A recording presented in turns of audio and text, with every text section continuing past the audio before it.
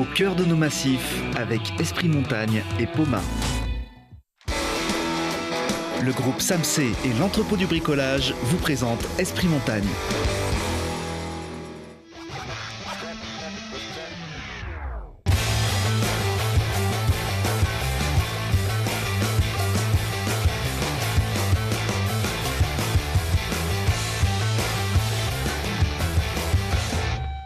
Bienvenue à tous de retour sur notre plateau en fond de vallée après avoir pris l'air à Champs-Rousse et le soleil avant que ça se gâte d'ailleurs. Mais notre soleil à nous est de retour. Laurent Davier, bonsoir. Bonjour Lucille, bonsoir. Rédacteur en chef de Ski Chrono qui d'ailleurs sort son numéro 67, spécial championnat du monde avec Alexis Pinturo en couverture.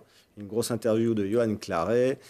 Et du freestyle, du freeride, voilà, toutes les glisses comme d'habitude. Toutes les glisses, du matos, des champions, voilà. Tout ce que vous voulez savoir sur les sports de glisse en montagne. C'est dans Ski Chrono, le Dauphiné libéré, bien Exactement. sûr. Ski et solidarité, ça marche. Et ça marche depuis 11 ans au Grand Bornand.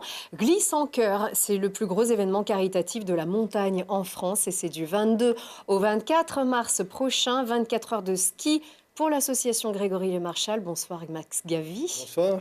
Vous êtes notre monsieur association Grégory Le Marchal ici sur notre territoire. Et pour l'association Étoile des Neiges, bonsoir Isabelle Blanc. Bonsoir. Que tous les skieurs, tous les snowboarders connaissent évidemment. Une des marraines de cette association Étoile des Neiges depuis quelques temps déjà. Depuis le début, 99. Exactement. Et championne olympique, 3 ans plus tard, c'était à Salt Lake City en 2002. On en parle avec vous de cet événement, mais d'abord c'est l'actu dans le grand angle.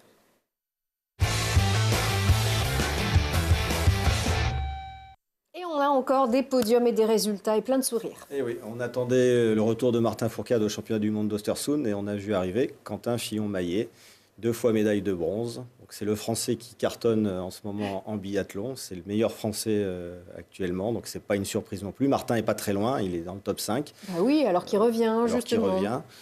Voilà, donc Quentin Fillon-Maillet, c'est un Jurassien.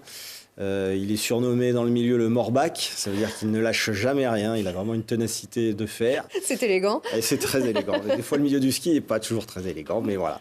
Et il a la particularité de dessiner ses crosses de fusil, voilà, depuis un petit moment. Il les conçoit. Il les conçoit, il les dessine, voilà. Parce qu'on sait que Émilien Jacquelin aussi travaille, et son frère, travaille sur les crosses, lui aussi, mais Quentin, il les dessine, voilà. Absolument. Allez, du halfpipe également. Oui, et là aussi, c'est une bonne surprise parce que Thomas Krief a fait un podium à Mammoth Mountain, 3e. C'est une vraie récompense pour lui parce qu'il a accumulé les blessures. Ça n'a pas été simple ces derniers hivers. Et là, en fin de saison, il valide un résultat qui va, je pense, le relancer pour la saison prochaine. Très bien. On rappelle que les Jeux se préparent, on a 3 ans pour le faire, oui. Donc voilà, tout est bon à prendre, des bons indices. Comme pour Pintu. Oui, on bascule voilà. Pinturo. L'homme de la saison. Voilà, l'homme de la saison. Pas de podium ce week-end, mais quand même top 5 à Kranjska-Gora en géant. Il est toujours là. Il est en forme et ça promet des belles finales en Andorre cette fin de semaine. Voilà. Alors, pas de podium, mais toujours des super photos de notre agence Zoom. Hein, oui, ça, on doit aussi le dire. Oui. Voilà, rien que pour, qualité, rien que pour le plaisir. Ils sont toujours au très haut niveau. Exactement. Et puis, un petit clin d'œil aussi à l'événement qui a été accueilli au pied levé sur notre plateau du Vercors à Autran-Méaudre et à Corançon. Rien que ça, accueillir cet événement et dans des bonnes conditions à la suite d'un désistement, c'était déjà un exploit. Et en plus, les tricolores se sont chargés d'en faire une grande réussite. Du coup, c'était les championnats du monde de ski adapté.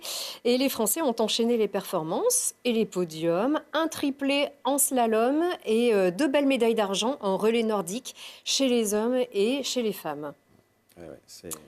Et c'est un super événement en termes de charge émotionnelle aussi, on le disait, sachant que rien que le fait de courir un championnat du monde et de pouvoir skier aussi sur notre plateau du Vercors, c'est déjà un petit exploit. Des champions. Absolument. Allez, tout de suite, on va s'occuper de la montagne, plutôt version environnement avec le focus de la semaine.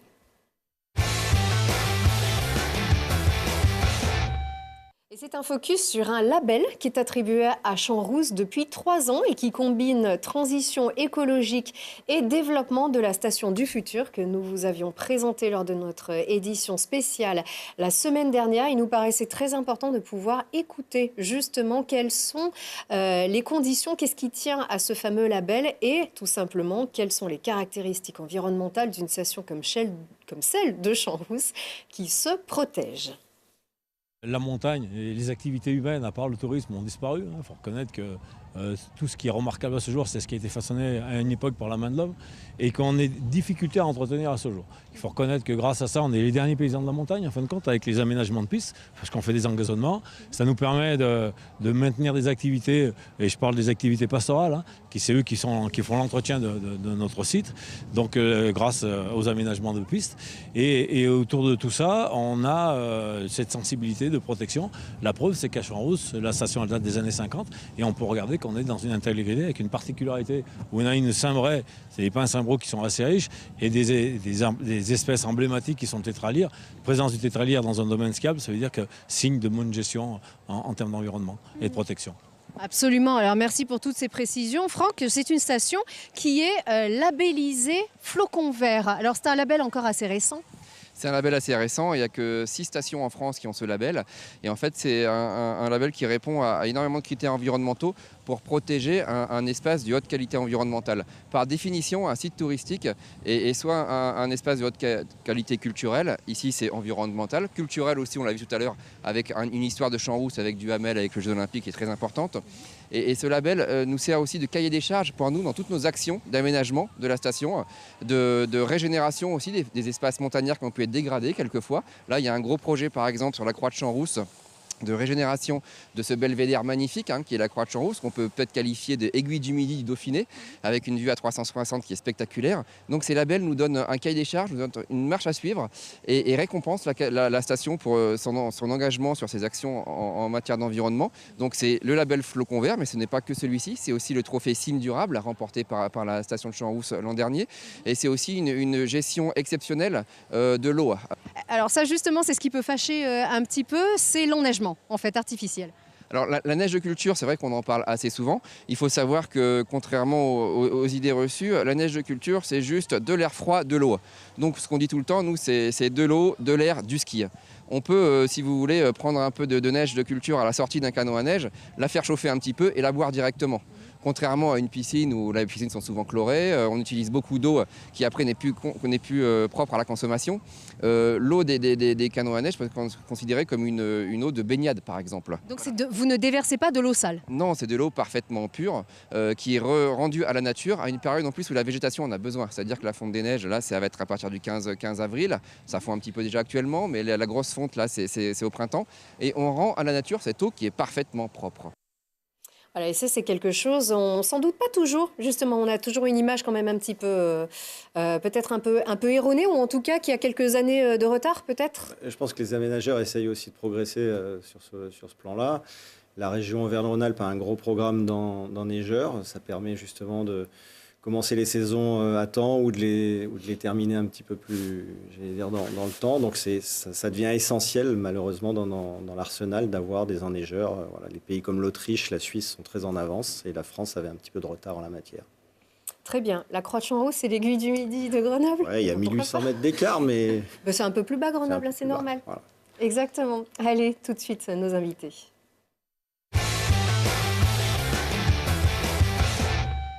Et c'est un événement avec un cœur gros comme ça qui se prépare au Grand Bornand, 24 heures de ski en relais et de concerts au profit d'une cause. Cette fois-ci, c'est Grégory Le Marchal et Étoile des Neiges qui sont à l'honneur. Bonsoir encore Max Gavy, Isabelle Blanc. Pour mieux comprendre ce que c'est que cet événement glisse en cœur au Grand Bornand, eh bien regardez tout de suite cette petite pub.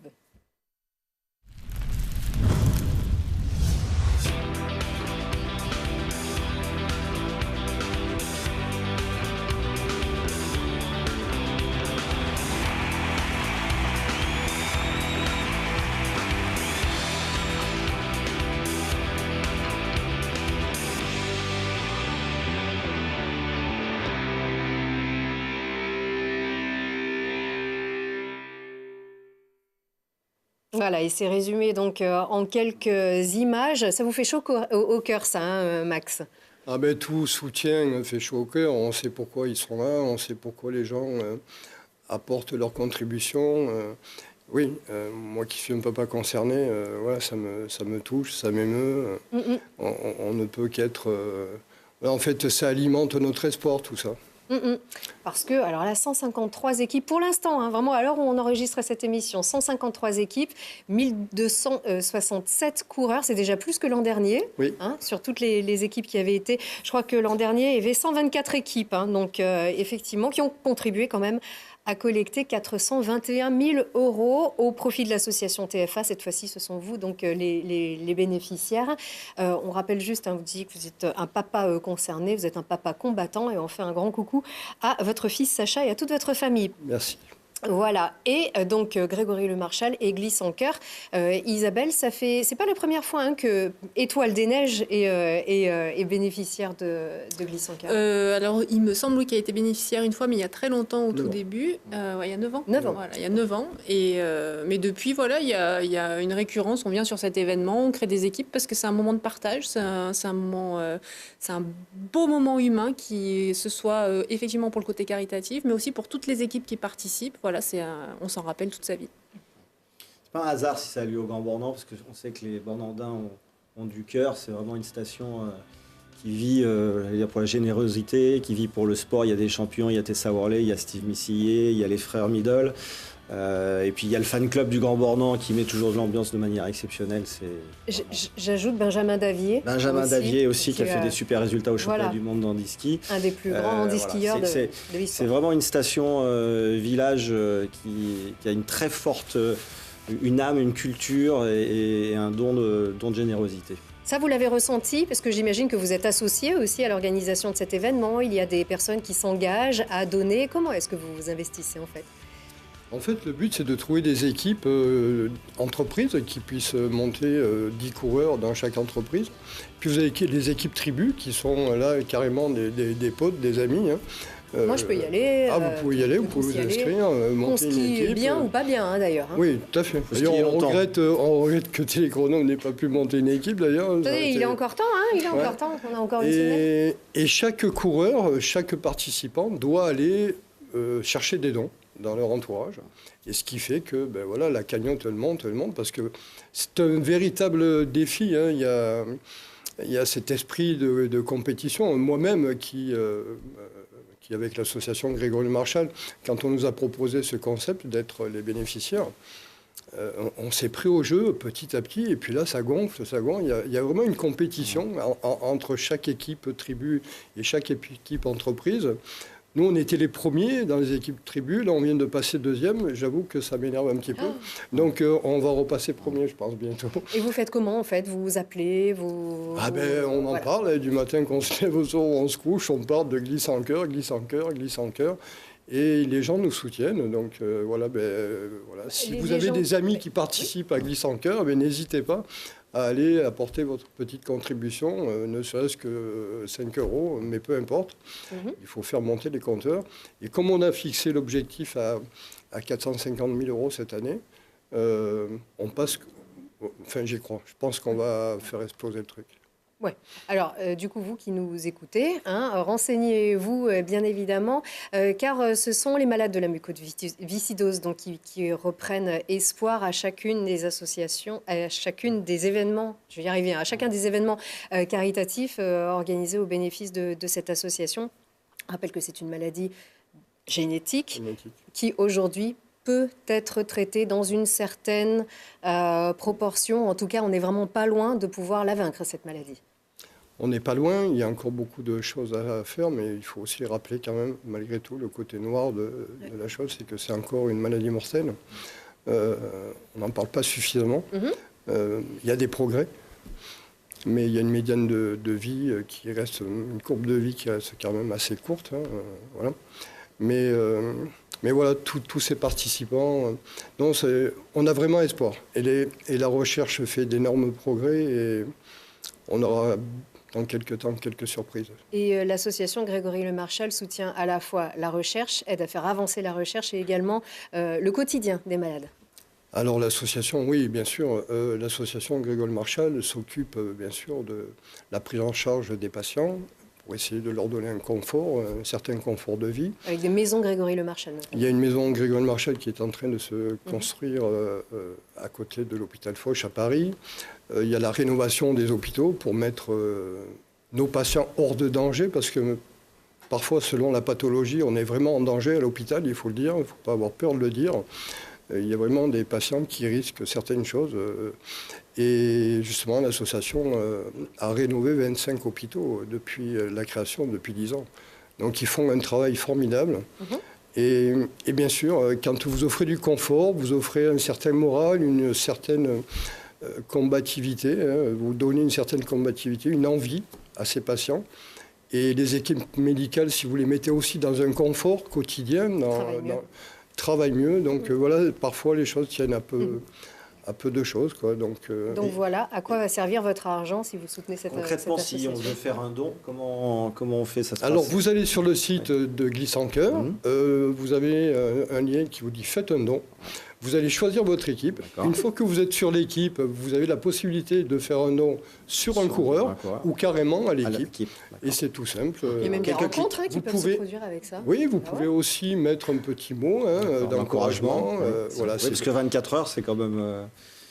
il faut les faire quand même sur les skis. Même si c'est des équipes de 10, ça fait quand même... ceux qui sont entre 2 et 4 heures du matin, ça doit quand même piquer de temps en temps. Ouais, après, il faut se débrouiller pour ne pas faire partie de cela. Exactement.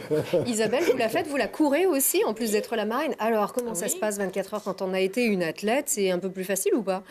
Peut-être, c'est-à-dire qu'à un moment donné, on enclenche que ça va se passer comme ça, et s'il faut se lever à 2 heures, on se lève à 2 heures, on se pose pas la question. C'est le côté un peu athlète où on réfléchit pas parfois. Alors, c'est en relais, c'est-à-dire en fait combien de... C'est en relais, il faut toujours qu'il y en ait un de l'équipe qui soit en course, enfin qui soit sur le parcours, quoi. Donc il y en a un qui peut faire 12 heures et puis... Non, c'est de minimum 7 tours. Alors, maximum 7 tours. Maximum 7 tours, donc ça dépend combien de temps tu fais pour les mettre. Ça dépend combien de temps tu fais ça. Et effectivement, ça dépend du niveau. Et pourquoi s'engager comme ça? Alors pourquoi faire ce type de course? C'est quelque chose que vous faisiez aussi auparavant lorsque vous étiez... disons que l'association Étoile des Neiges, c'est la fondatrice, Marianne Bréchu, est une amie de longue date qui faisait du ski alpin. Et effectivement, il y a tout un noyau d'anciens athlètes maintenant, parce qu'on a vieilli, où on était proche de cette cause parce que Marianne Bréchu, qui était vraiment une amie. Et effectivement, depuis toujours, moi, depuis le début, je suis marienne et j'accompagne sur des stages. Parce qu'en fait, l'association Étoile des Neiges sort les enfants du contexte hospitalier. Alors, il y a une belle complicité entre Grégory Le Marchal et Étoile des Neiges, c'est-à-dire que l'association Grégory Le Marchal, effectivement, est sur le confort du contexte hospitalier, un complexe avec la maison Grégory Le Marchal. En revanche, de l'autre côté, la complémentarité, c'est que Étoile des Neiges sort les enfants du contexte hospitalier, les amène à une pratique sportive, parce qu'on s'est rendu compte que la pratique du sport pour les enfants atteints de cette maladie pouvait les aider, effectivement, comme c'est pulmonaire. Et donc, du coup, on les sort de leur contexte avec un encadrement hospitalier. Bien sûr, ils sont invités sur les stages et on leur fait découvrir différentes activités pour les amener, en espérant, derrière les suivre, parce que l'association, c'est plus de 150 projets individuels par an. C'est-à-dire que quand ils pratiquent un sport avec nous en stage ou qu'ils ont envie, du coup, ça les amène à vouloir pratiquer un sport, l'association finance cette pratique pour l'enfant sur son quotidien. Et alors, est-ce que les enfants aussi peuvent venir sur cet événement sur Glisse en Cœur, peuvent regarder aussi les concerts? Alors là, on voit, cette année, c'est quand même Louis Vertignac. On voyait aussi Plastique Bertrand, qui est assez mythique, je crois, d'ailleurs, en montagne. On en parlera, mais est-ce qu'ils...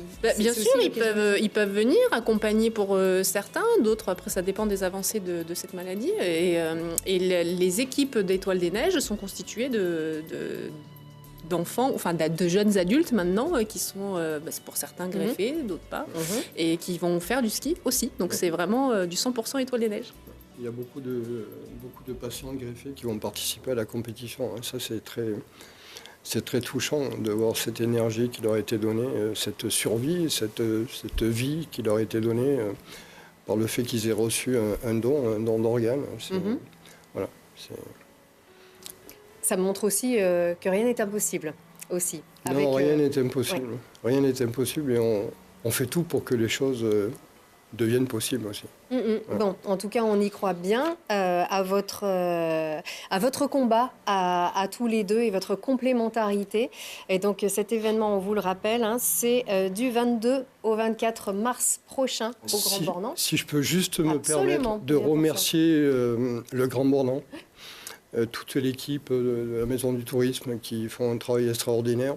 Et je voudrais les remercier parce que moi, je suis très touché du fait qu'ils aient choisi nos deux associations. Voilà, parce qu'on est concerné, parce qu'on a envie que les choses aillent vite, parce que nos patients n'ont plus le temps d'être patients, justement.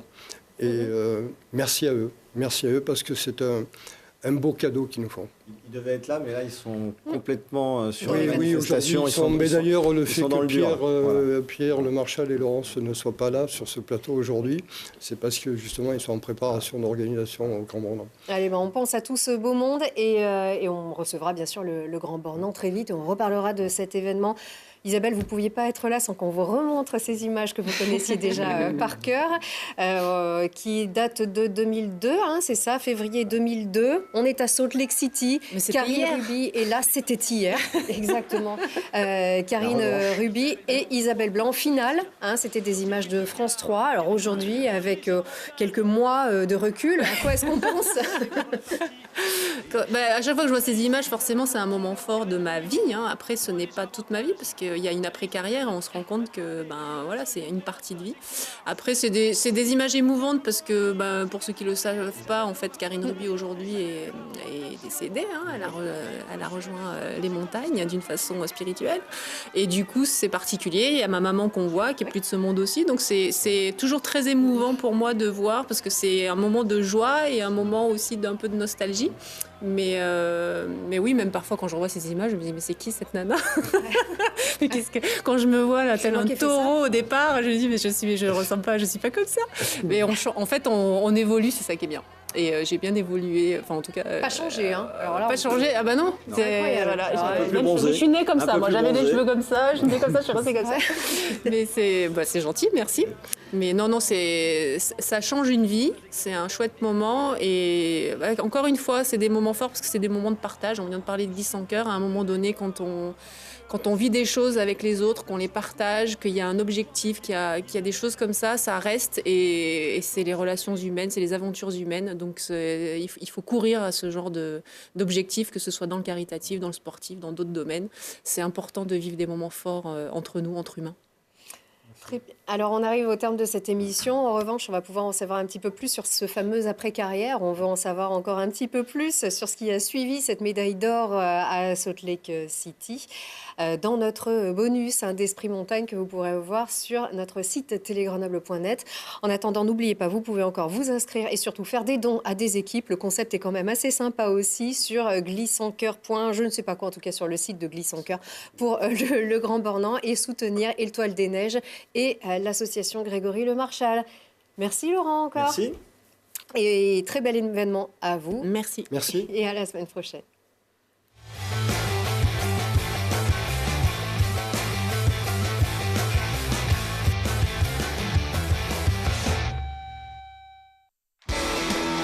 Le groupe Samsé et l'entrepôt du bricolage vous a présenté Esprit Montagne. Au cœur de nos massifs avec Esprit Montagne et Poma.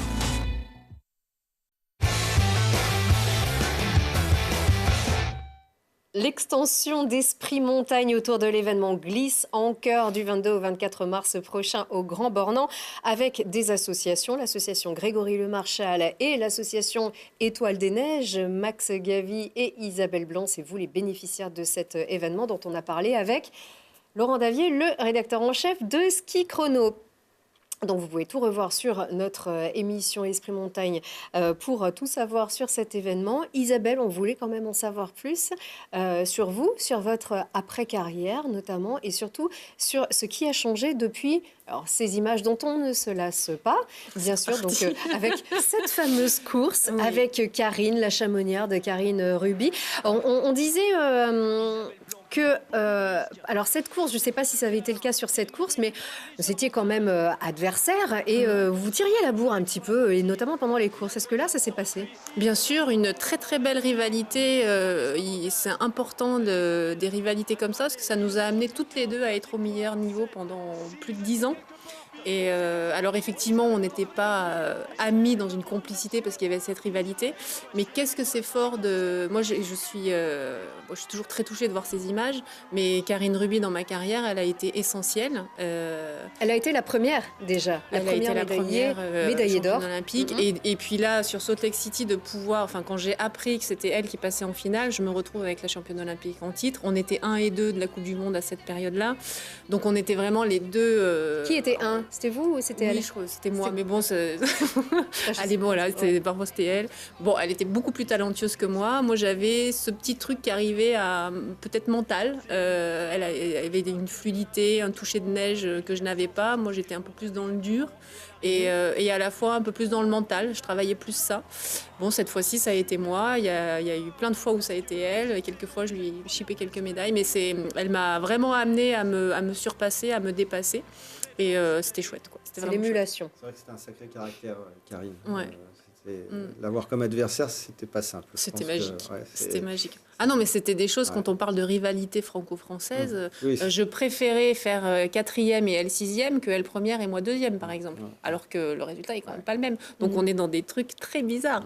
Mais on assume, hein, c'est comme ça. Mais c'était chouette parce on a amené, sans prétention, je pense que le snowboard français, avec les garçons étaient à un bon niveau, mais toutes les deux, avec nos médailles et notre rivalité, faisaient aussi une petite histoire et c'était chouette pour le snowboard français, quoi, à l'époque. C'était vraiment une belle période. Avec tout son sourire et sa douceur à Karine, justement, cette cette timidité. Quand elle était dans le portillon, c'était fini. Hein. Elle lâchait rien. Karine qui donc a disparu en montagne alors qu'elle passait, son diplôme de guide. Elle qui était donc chamoniarde. Est-ce qu'une médaille d'or change la vie tout de suite après, en fait? Dès lors qu'on a cette médaille d'or du coup, est-ce qu'en termes de retombées médiatiques, ça on imagine, mais est-ce qu'elle change vraiment la vie? Sur le moment, il y a un changement de vie parce qu'il y a un changement de planning, de calendrier, de personnes qu'on rencontre. Oui, voilà. Moi, j'ai vécu en très peu de temps. Je me suis dit, mais c'est pas possible. Des gens qui sont très connus et qui sont tout le temps sous les projecteurs et les gens. Enfin, moi, on me tirait mes vêtements, on me cachait. Mais les tout débuts. Hein, après, ça s'est calmé. Vos anciens amis que vous n'aviez pas non, vus, pas forcément les anciens amis, mais les personnes qui nous connaissent pas, qui nous connaissent au travers d'une image, hein, parce que c'est ça aussi. On est connus au travers d'une image. C'est pas forcément nous en tant que personne. Il y a ça aussi qui est à gérer. Il y a l'image d'eux. Moi, je jouais à la championne olympique dans un certain cadre, et puis dans d'autres cadres, je suis moi, quoi, tout simplement. Mais ça change une vie parce qu'on passe... Il y a une reconnaissance qui est un peu mondiale, avec une éthique olympique aussi. Donc, on peut passer dans toutes les strates de la société, on va dire, avec un certain regard, un certain respect. Ce qui n'est pas des moindres, hein, que ce soit dans le milieu politique, dans le milieu des affaires, dans le milieu royal, hein, avec le prince Albert à l'époque de Monaco qui nous avait bien reçus. Donc, tout ça fait qu'il y a un regard qui est différent, il y a un respect. Et moi, ce que j'ai aimé, c'est que aussi, quand on rencontre d'autres champions olympiques, on ne se connaît pas, mais il y a ce truc. On a vécu une émotion que seuls nous pouvons connaître parce qu'on a gagné cette médaille d'or. Et du coup, il y a tout de suite une complicité qui s'installe, et ça, c'est vraiment chouette. Ouais. Pouvez-vous reconnaître même avec la petite la Légion d'honneur? On ne le met pas forcément, mais puis bon, des champions olympiques, malgré tout, il y en a quand même beaucoup, mais dans le monde. Hein, donc non, mais ça crée une belle complicité sportive, et c'est vrai que partout où on va, je dis pas qu'on a les portes ouvertes, mais il y a ce petit truc, cette attention, parce qu'on a eu cet objet brillant. C'est pas un passe-partout, mais en tout cas déjà... C'est pas un passe-partout. Non, parfois ça peut être l'inverse aussi. C'est-à-dire? C'est-à-dire que quand on est issu d'un milieu de montagne et qu'on fait autre chose, peut-être par exemple de l'audiovisuel ou des choses comme ça, on a moins de crédibilité parce que les gens ne comprennent pas, ça n'a rien à voir, quoi. Donc ça peut être à double tranchant aussi. Ça a été un frein à un moment donné dans ce que vous vouliez faire justement pour pouvoir vous dépatouiller de cette image? Je pense, oui. Bon, après, c'était comme ça. Je me suis pas embêtée. Je suis allée à Paris pour faire ces choses-là, mais du coup, je pense. Ouais, j'adorais l'image. En fait, le snowboard est un sport on n'avait pas d'équipe de France à l'époque. C'était un sport qui était très jeune. Donc du coup, forcément, à 18 ans, j'étais une toute petite entrepreneuse où il fallait que je fasse mon premier business plan, que j'aille chercher mes partenaires, que je comprenne ce qui se recherchait. Donc la communication, je me suis intéressée à la photo, à la vidéo, au web, et ça m'a plu. Et effectivement, après, voilà, l'image, la vidéo, on transmet de l'émotion, donc l'émotion aussi. Et du coup, derrière mon après-carrière, j'ai souhaité faire de la communication dans l'image. Donc je me suis lancée, j'avais une société de production. Voilà, c'était bien. Et pas de musique? Et la musique, si, un peu, mais c'est vrai que j'ai arrêté un temps. J'avoue que là, il faut que je m'y remette parce que, encore une fois, c'est quelque chose, c'est vibratoire, comme les images. Et, voilà, il y a de l'émotion. Tout ce qui donne de l'émotion, c'est beau, c'est du partage. Et effectivement, je pense qu'aujourd'hui, chacun, on a nos périodes de vie. Donc, j'ai eu ma période de reconversion. Au final, je me rends compte qu'une reconversion, elle n'est jamais vraiment finie parce qu'une vie est toujours en mouvement. Mais il faut qu'elle soit en mouvement. Donc, aujourd'hui, je suis encore en mouvement. Je ne sais pas ce que je ferai dans 2 ans, 10 ans. Et en revanche, je pense que la musique va refaire partie de ma vie. J'espère. En tout cas, je vais faire en sorte que... Très bien, apprendre tout ce qu'il y a de bon à apprendre. Ouais. Votre activité, c'est aussi une chambre d'hôte à Bourdoisan. Oui, tout à fait. Quelque chose, ça fait partie de la famille. Comme tout bon gamin de montagne, j'ai mon chalet et du coup, je l'ai transformé en chambre d'hôte. Donc, ce qui est génial, parce que j'accueille... donc, je suis à Bourdoisan, je suis au pied de l'Alpe d'Huez, cette montée mythique. Donc, je suis ravie parce que j'accueille un public sportif, en règle générale, des cyclistes qui viennent faire cette montée mythique. Et puis, l'hiver, les skieurs. Et j'essaye de partager des bons moments avec eux. Et puis, quand ils ne savent pas, je viens au petit déjeuner et je leur dis, vous avez déjà vu une médaille d'or olympique? Alors là, ils me regardent, ils disent... parce qu'ils me connaissent pas, ils voient pas, ils me voient comme ça, ils se disent mais c'est pas la vôtre, si. C'est pas un déjeuner avec Mickey, c'est un déjeuner avec. Et donc du coup, je continue à partager. Super Je pense que c'est la médaille qui est la plus, peut-être une des plus partagées parce que voilà. Je la fais toucher. C'est super la mettre, la mettre à la portée du public. C'est fait pour, en tout cas. Ça lui donne de la vie, en tout cas, à cette médaille. Tomorrowland, d'ailleurs, c'est là. Oui. Et donc, vous dites oui avec un grand oui. Moi, je dis oui parce qu'en fait, tout est critiquable. On est dans un monde de communication. Je pense que la force de communication de Tomorrowland, on ne peut pas la nier. On ne sait pas ce que ça fera. En tout cas, on entend parler de la station, de ma station, de l'Alpe d'Huez.